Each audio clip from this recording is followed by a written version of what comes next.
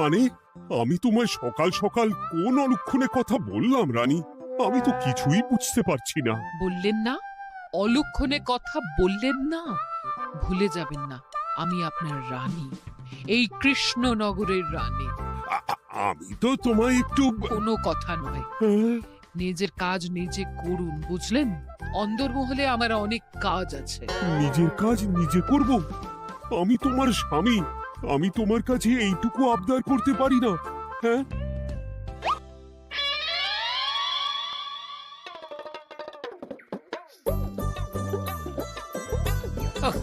আজ গিন্নির সাথে বচসা করতে গিয়ে দেরি হয়ে গেল। মহারাজ আবার আমার দেরি দেখে রেগে না যান।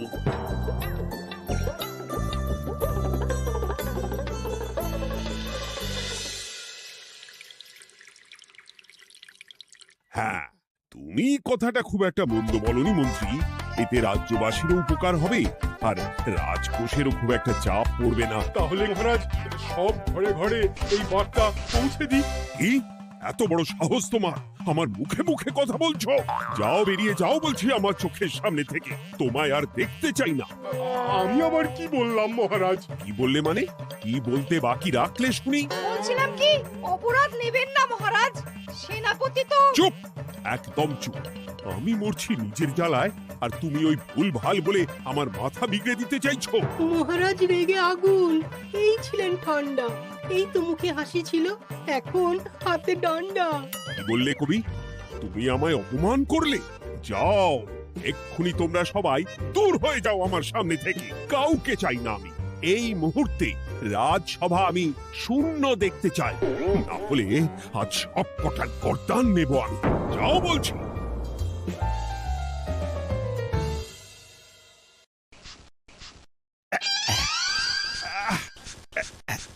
আহা, একটু শান্তি হলো।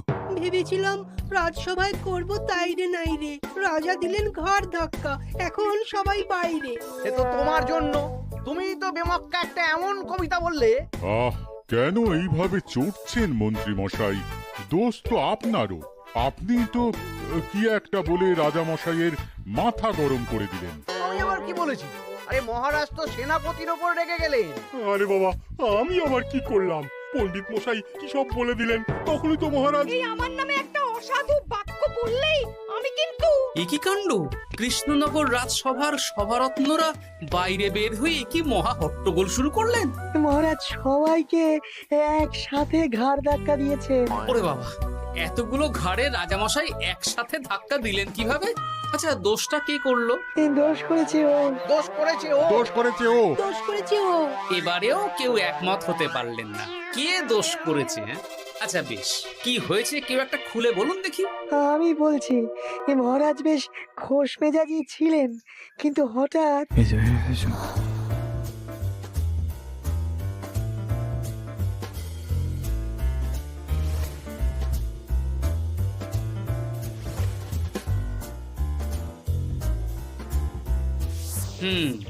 এই কাণ্ড! এ তো ভারী অদ্ভুত রোগ মনে হচ্ছে। মহারাজের আচমকা মাথায় রক্ত চড়ে গেল নাকি? হ্যাঁ, মহারাজ আপনাদের রাজসভায় ডেকেছেন। ওরে বাবা না, যাবো না গো আমি, আমার কাছে আমার প্রাণ সবচেয়ে দামি। আমিও যাব না। নির্ঘাত মহারাজ গর্দান নিতেই ডাকছেন। আমিও যাব না গোপাল, আমারও প্রাণের বড় মায়া। আচ্ছা, এটা কি কোনো কথা হলো? হ্যাঁ, প্রাণের মায়া কার নেই বলুন তো? আর মহারাজ যে গর্দান নিতেই ডাকছেন তার কি কোনো মানে আছে? অন্য কারণও তো হতে পারে। তুমি কি করে বুঝলে? হ্যাঁ, বুঝতে পারিনি, তবে আন্দাজ করেছি। তোমাদের কথাতেই শুনলাম মহারাজ খোশ মেজাজেই ছিলেন, সহসা রেগে গেছেন। আবার যে সহসা খোশ মেজাজেই ফেরেননি, তাই কি বলা যায়? এটা তুমি বলনি তো মন্দ। চলো সবে ফিরিয়ে আনি রাজসভার ছন্দ। আরে গোপাল, এসো এসো এসো। তা এত দেরি করলে কেন? বাকিরা কোথায়? তারা আসছেন মহারাজ। আপনি তাদের ডেকেছেন, তাদের ঘাড়ে কটা মাথা যে তারা আসবেন না। কিন্তু মহারাজ, আমি অন্য কথা ভাবছি। কি কথা গোপাল? আপনি নাকি সভায় আজ হঠাৎ সবার উপরে রেগে গিয়ে তাদের সভা থেকে বের করে দিয়েছেন মহারাজ। এ কি সত্যি মহারাজ? আরে না না গোপাল, মোটেও না। বলতে পারো আমি সবার সাথে একযোগে একটা রসিকতা করছিলাম। আমি দেখছিলাম সবাই আমার রসিকতা কেমন বুঝতে পারে। তাই নাকি? আসলে তুমি ছিলে না বলেই এরা কেউ আমার রসিকতা ধরতে পারেনি।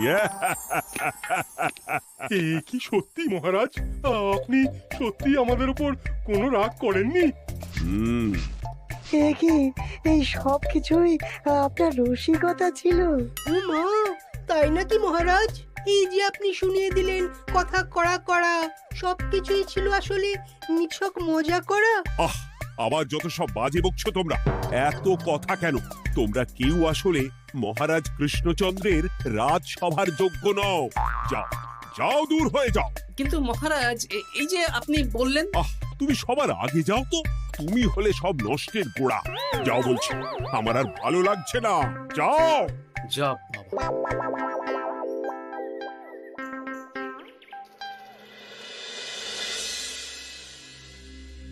কি বুঝছেন? না না না, আমি তো সবই ঠিক দেখছি রানীমা।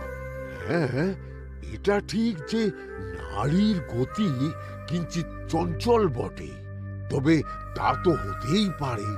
বাকি সবটাই ঠিকই আছে। তাহলে এমন হচ্ছে কেন? মহারাজ এইভাবে যখন তখন রেগে যাচ্ছেন কেন? আজ শুনলাম আপনাদের সভা থেকে দুবার বের করে দিয়েছেন, আবার ফিরিয়ে এনেছেন।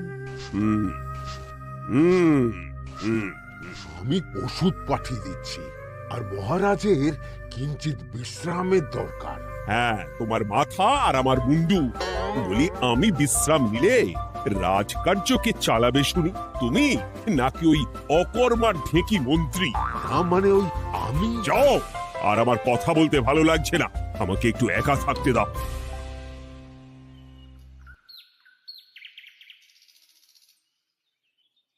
ব্যাপারটা কি বুঝলে গোপাল? রাজবৈদ্য তো মহারাজকে দেখতে রাজবাড়িতে গেছেন। কি মনে হয়? গতকালও আমি যখন বাগানে গেলাম,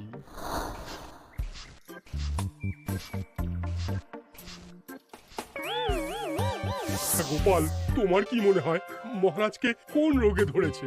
এই রেগে যাচ্ছেন, আবার এই মাথা ঠান্ডা হয়ে গিয়ে ডেকে পাঠাচ্ছেন। আমি বলি কি গোপাল, তখন সবার সামনে বলিনি বটে, তবে এখন তোমার সামনে স্বীকার করতে বাধা নেই। কি কথা বিজ্ঞানী? মহারাজের এই রাগের কারণ হয়তো আমি। আমার মনে হয় আমার দোষেই উনি এরকম বারবার রেগে যাচ্ছেন। কেন? আসলে মহারাজ আমাকে একটা মাথা যন্ত্রণা সারার ওষুধ আবিষ্কারের দায়িত্ব দিয়েছিলেন, তো আমি অনেক চেষ্টা করেও সেই ওষুধটা আবিষ্কার করতে পারিনি। যেটা আবিষ্কার করেছি তাতে সেরকম কাজ হচ্ছে না। আমার মনে হয় ওনার মাথা ব্যথা থেকে এরকম হচ্ছে। সে যাই হোক, তুমি কিছু একটা করো গোপাল। মহারাজের অসুখ কিভাবে সারানো যাবে সেটা নিয়ে কিছু একটা ভাবো। ভাবতে তো হবেই। আজ সন্ধেবেলায় তুমি তোমার বাড়িতে বাকি সভাসদদের ডেকে আনো, আমি সমাধান সঙ্গে নিয়ে সময় মতো চলে আসবো। আচ্ছা বেশ, তাই হবে। আমি এখনই বাকিদের খবর দিয়ে দিচ্ছি। আর বিজ্ঞানী, একটু এদিকে এসো তো, একটা কথা আছে।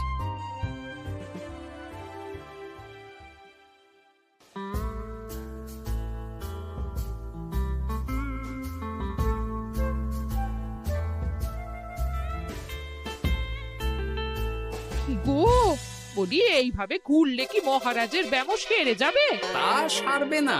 তার চেয়ে এক কাজ করি, কিছুটা আলু আর ছোলা সেদ্ধ করেছি, তার সাথে নুন, লঙ্কার গুঁড়ো আর লেবু দিয়ে মেখে আলু কাবলি বানিয়ে দিই, কি বলো? হ্যাঁ, দাও দাও দাও, মন্দ হয় না। মহারাজের মন উচ্চাটন, তার কি কারণ? মাঝে মাঝে আসছেন আর মহারাজ রেগে আগুন হয়ে যাচ্ছেন, আবার যেই সে ব্যামো ঠিক হয়ে যাচ্ছে মহারাজ সেই আগের মতন। তার উপর আবার সভাসদেরা মনে করছে তাদেরও কোনো দোষ আছে। তাহলে দুয়ে দুয়ে চার করতে হবে, কিন্তু কিভাবে কিভাবে কিভাবে? এই নাও আলু কাবলি খেয়ে পেট ঠান্ডা করে নাও দেখি। বেশ কিছুদিন আগে বিজ্ঞানী লেবুর রসের জাদুর কথাই তো বলছিল। আজ আচ্ছা গিন্নি, তুমি তোমার বিয়ের সময় তোমার বাবার মুদির দোকানের একটা কাঠের ছোট বাক্স পেয়েছিলে না, যাতে শ্বশুর মশাই মোহর রাখতেন? উমা, সে বাক্স তো ঝুলকালি মেখে আছে গো, তা দিয়ে তোমার কি হবে? ঝুলকালি লেগেছে? বাবা বাবা বাবা, তাতে তো আমার কাজ আরো ভালো হবে। যাও যাও যাও, নিয়ে এসো দেখি। আমি ততক্ষণে বেশ খানিকটা অদৃশ্য কালি বানিয়ে ফেলি। না না, আমি তো বলছি মহারাজের কোনো রোগ নেই, সামান্য উদ্বেগ ছাড়া আর কোনো সমস্যাই নেই মহারাজের। তাহলে মহারাজ আমাদের এই তুর্কি নাচন কেন নাচাচ্ছেন শুনি, মস্করা করে? তাই তো উত্তর জানা চাই তো। আর এই যে এত জরুরি তলব পাঠিয়ে গোপাল আমাদের ডেকে পাঠালো, তার তো টিকিরও দেখা নেই। গোপাল কি করবে শুনি? যে রোগ আদপেই নেই সেই রোগ কিনা ওই গোপাল ছাড়াবে? আমার তো বিশ্বাসই হয় না। বিশ্বাসে মিলায় বস্তু, তর্কে বহু দূর, তাই না মন্ত্রী মশাই? পেলে গোপাল, মহারাজের রোগ সারাবার কোনো উপায় পেলে? আচ্ছা গোপাল, রাজবৈদ্য বলেছেন মহারাজের কোনোই অসুখ নেই, তা তুমি কি সারাবে শুনি? হ্যাঁ, রোগ হয়তো রাজবৈদ্য মশাই ধরতে পারেননি, কিন্তু কিছু তো আছেই যার জন্য মহারাজ এমন আচরণ করছেন, তাই না? তা তুমি বলো না মহারাজ এমন কেন করছেন, আর কি তার সমাধান? এক এক করে বলি। আমি ভেবে দেখলাম এর জন্য আমরাই দায়ী। বলো কি? আমরা সবাই কোনো না কোনো সময়ই মহারাজের রাগের কারণ হয়েছি, তাকে আঘাত দিয়েছি, বিষণ্ণ করেছি। ইচ্ছে করে করিনি হয়তো, কিন্তু করেছি। আর মহারাজ সেই সব কথা বুকে চাপা দিয়ে রেখেছেন। তুমি বলতে চাইছো অতীতে সেই সব ভুলের কারণেই মহারাজ এমন করছেন? আমার তো তাই মনে হয় সেনাপতি। আচ্ছা তর্কের খাতিরে যদি তাই ধরে নি, তাহলে এখন আমাদের কি করণীয়? আমরা তো কাল যন্ত্রে চেপে অতীতে ফিরে যেতে পারবো না যে সেই সব ভুলগুলো শুধরে দেব। তা হয়তো হবে না, কিন্তু কিংকর্তব্য বিমূঢ় বাবার আদেশ যদি মানি, তাহলে এই সমস্যার সমাধান সম্ভব মন্ত্রী মশাই। কি বললে? ত্রিকালজ্ঞ বাবা কিংকর্তব্য বিমূঢ়, সে আবার কি গোপাল? আছেন একজন জ্ঞানী ব্যক্তি, আমার খুব পরিচিত। তার দেওয়া একটা উপদেশ আমার জানা আছে। আমার বিশ্বাস তাতে মহারাজের এই সমস্যার সমাধান হয়ে যাবে। কি করে শুনি? এই কালি হলো অদৃশ্য কালি। কলম দিয়ে অদৃশ্য কালিতে কাগজের উপর লিখতে হবে। কি লিখতে হবে? লিখতে হবে যে মহারাজের সাথে অতি সাম্প্রতিক কালে আমরা যা যা অন্যায় করেছি তাই লিখতে হবে। কোনো মিথ্যে কথা লেখা যাবে না। তবে চিন্তা নেই, অদৃশ্য কালি, ফলে কেউ কারো লেখা পড়তে পারবে না। এইবার এই কাগজ ভাঁজ করে ফেলে দিতে হবে এই বাক্সে। বাক্সে তালা, তার চাবি থাকবে মন্ত্রী মশাইয়ের কাছে। আবার আমার কাছে কেন? পরে যাতে কোনো সন্দেহ না করেন, যা সন্দেহ বাতিক মৌন আপনার। বললে এইবার এই বাক্স সারা রাত নদীর ধারে বটতলায় পড়ে থাকবে, চাঁদের আলো পান করবে। তারপর সকালে আমরা সবার সামনে এই বাক্স ফেলে দেব নদীর জলে। সবার অন্যায় সারা রাত চাঁদের আলো পান করে শুদ্ধ হয়ে ভেসে যাবে নদীর জলে। ব্যাস ব্যাস, আমরা সবাই পাপ মুক্ত হয়ে যাব। একদম সবাই শুদ্ধ হয়ে যাব, আর মহারাজের ব্যামো সেরে যাবে। কিন্তু তুমি কোনো চালাকি করছো না তো গোপাল? অদৃশ্য কালিতে লেখার সাথে আমি আর কোন চালাকি করব মন্ত্রী মশাই? দেখুন, আমি একটা কাগজে লিখছি। কি কিছু বোঝা যাচ্ছে? সত্যি তো কিছু বোঝা যাচ্ছে না যে আদৌ কিছু লেখা হয়েছে কি হয়নি। তাহলে লেখা শুরু করা যাক। এক এক করে লিখুন আর কাগজ ভাঁজ করে বাক্সে ভরে দিন। আর হ্যাঁ, একদম মিথ্যে কথা লিখবেন না, তাহলে কিন্তু লেখাগুলো অদৃশ্য থাকবে না, ফুটে উঠবে। আচ্ছা গোপাল, বুঝেছি। কলম কালি মন, লেখে 3 জন। মিথ্যে কথা লিখে দিলেই ঘটবে অঘটন। আমি বাক্সটা নদীর পাড়ে সঠিক জায়গায় রেখে আসব। তারপর কাল সকালে সবাই মিলে এই বাক্স ফেলে দেব নদীর জল। ঠিক আছে?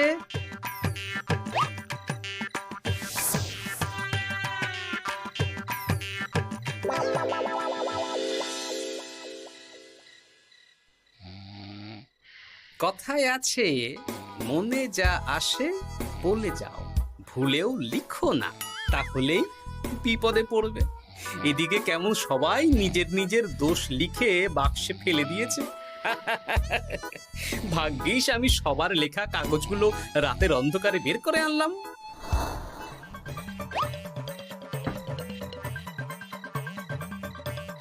এইবার এই কাগজগুলো ঢুকিয়ে দিলেই কেল্লা ফতে। এখন সবার পাপের স্বীকারোক্তি আমার হাতের মুঠোয়।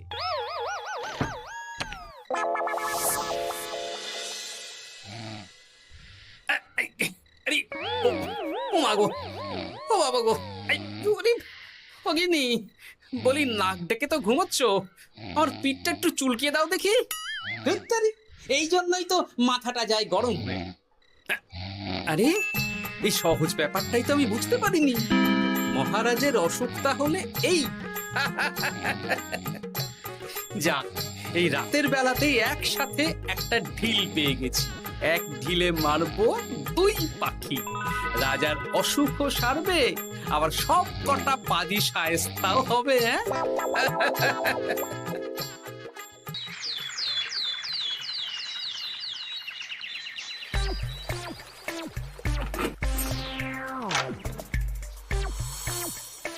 কি এইবার শান্তি হয়েছে তো মন্ত্রী মশাই? যেমন অদৃশ্য লেখা ছিল সেরকমই আছে তো? কিন্তু এতে কি মহারাজের রোগ সেরে যাবে? যাবে না মানে? মনে করুন সেরে গেছে।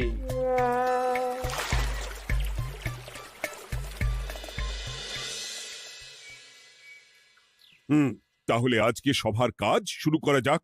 ক্ষমা করবেন মহারাজ, সবার কাজ শুরু করার আগে একটা দরকারি কাজ আগে করা দরকার। না হলে আবার কখন আপনি আমাদের কারো উপর রেগে যাবেন আর আমাদের সভা থেকে তাড়িয়ে দেবেন তার তো ঠিক নেই, তাই না? গোপাল, আর বিরক্ত করো না। আমার এত সাহস নেই মহারাজ যে আমি আপনাকে বিরক্ত করব। আমি তো জানি নিজের পিঠ যখন নিজে চুলকোনো যায় না আর কেউ থাকে না সেই পিঠ চুলকিয়ে দেবার মতো, তখন কিরকম বিরক্তি জেগে ওঠে, তাই না মহারাজ? এ কি গোপাল, তুমি এত কিছু কি করে জানো? জানাই তো আমার কাজ মহারাজ। আর এও জানি যে আপনার এই বিরক্তির পেছনে সভাসদগণের ভূমিকা ঠিক কি। তার মধ্যে তুমিও আছো গোপাল, তাই না? আছি, পুরো মাত্রায় আছি মহারাজ। তবে হ্যাঁ, আমি কিন্তু তাই বলে রাজকোষের হিসেবে গোলমাল করে মহারাজের কোপের কারণ হইনি মন্ত্রী মশাই। এটা কি গোপাল আন্দাজে বলছে? না হলে কাল অদৃশ্য কালিতে আমি কি লিখেছি সেটা জানলো কি করে? আমি যা লিখেছি সেটাও কি গোপাল পড়ে ফেলেছে নাকি? যাকে পড়লেই বাকি, সব লেখা তো ওই নদীর জলে ভেসে গেছে। আমি যে লিখেছি তার প্রমাণ কি? তবে আর চিন্তা নেই মহারাজ, সমস্যার সমাধান হয়ে গেছে। এখন থেকে আপনি যতক্ষণ রাজসভায় থাকবেন, প্রথমে মন্ত্রী মশাই, তারপর পণ্ডিত মশাই, আর তারপর রাজবৈদ্য পালা করে আপনার পিঠ চুলকে দেবে। কেন আমি কেন চুলকে দেব? না দিলে যে আপনার কপালে অনেক বড় শাস্তি ঝুলছে মন্ত্রী মশাই। রাজকোষে যে জালিয়াতি আপনি করেছেন তার স্বীকারোক্তি আমি হাজির করব যে মহারাজের সামনে।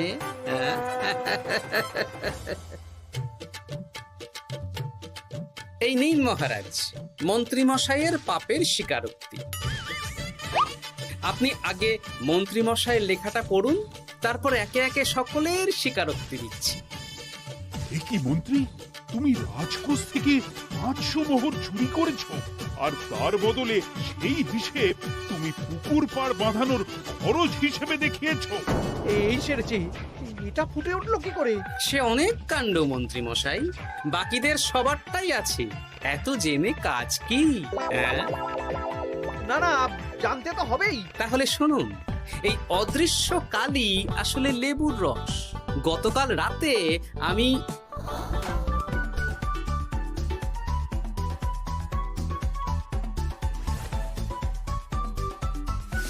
এবার লেবুর রসের অদৃশ্য লেখা কেন বা কিভাবে ফুটে উঠলো সেটা বিজ্ঞানী বোঝাবে।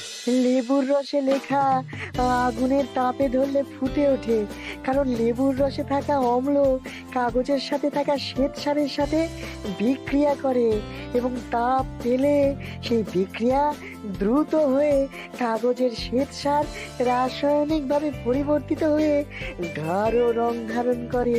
অনেক দিন আগে বিজ্ঞানীর কাছে ব্যাপারটা জেনেছিলাম, আজ কাজে করে দেখালাম। এবার মন্ত্রী মশাই দেখুন, মহারাজের সেবা করা ভালো না তার বদলে চাবুক খাওয়া ভালো?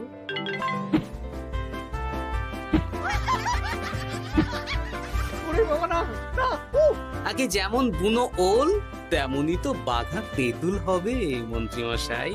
যা, রাজা মশাইয়ের মেজাজ আবার বিগড়ে যাওয়ার আগেই কাজ শুরু করে দিন ও বাকিদেরকে সেবা করার সুযোগ করে দিন।